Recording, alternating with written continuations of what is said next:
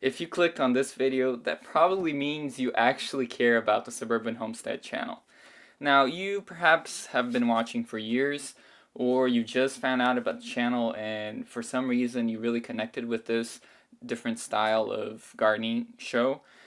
But the reason why I'm doing this is to actually get your opinion and your reaction as to how I can continue the channel. I don't want to stop the channel, at least not completely. But there are some things I need to talk with you because ultimately you're the reason why I do this. I do love gardening and I'll continue gardening for my life. That's my passion. However, doing videos is something that I also like.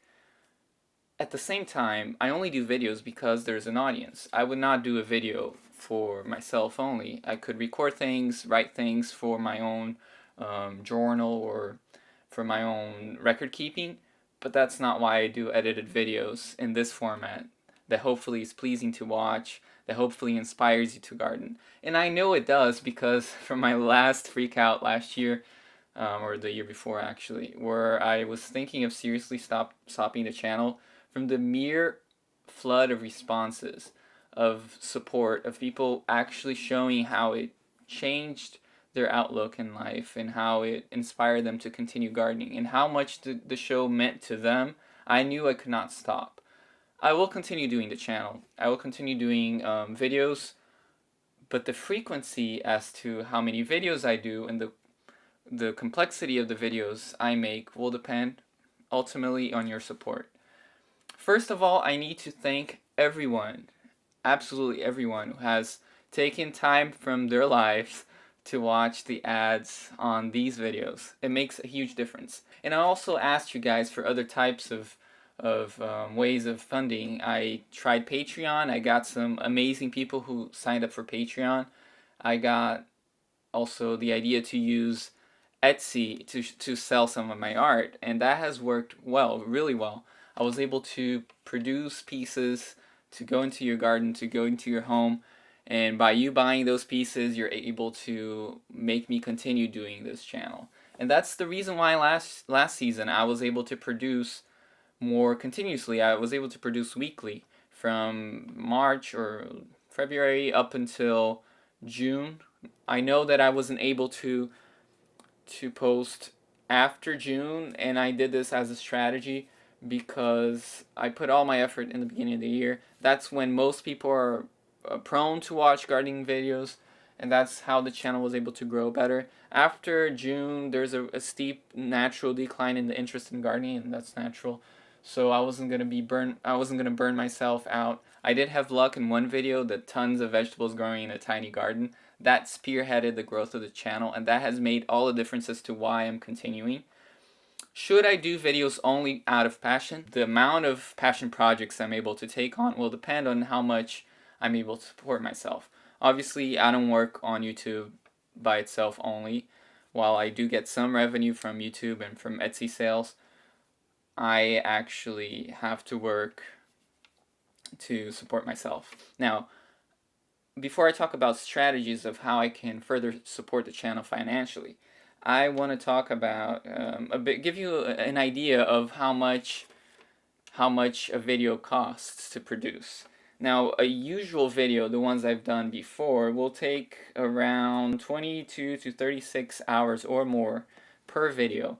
That means a video costs around $600 to $1,000. I would say that's the starting point, really.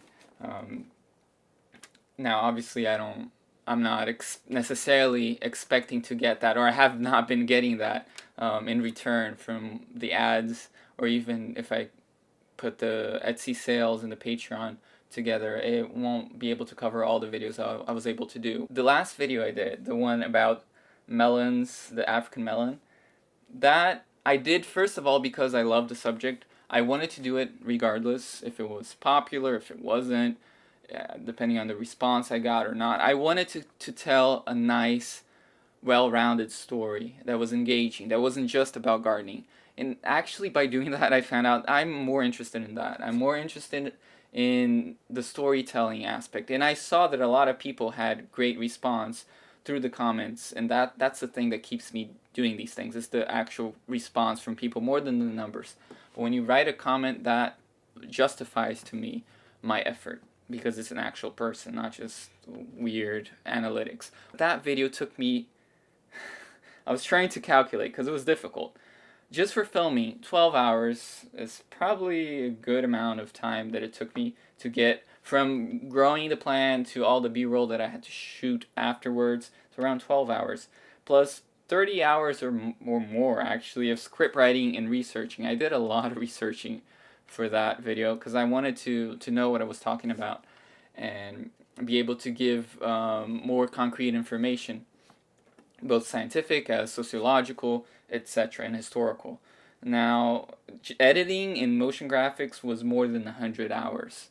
More than 100 hours. I should have tabulated, but I did it here and there for basically the whole winter. That means it took me more than 142 hours, probably 160, 180 even, if I actually stopped and tabulated it. If I were to pay me federal minimum wage, around 7 something, it would be at least $1,000 for that video, but that's like federal minimum wage. If I were to pay industry standards starting, that would be a 4,260 production. So that's a significant amount of money. It's a 25-minute mini documentary. And I would say that this is actually a cheap quote for this. Now, does that mean I'm expecting for $1,260 to come in? No, I don't expect that. For that to happen, I would have to have multi-million views on it, and I doubt that's going to happen. But at the same time, if I'm able to get some more support, I'm able to pump out more videos. As I said, I'll continue doing videos here and there, according to my passion and my availability. I'll put up videos, but I was thinking of different strategies.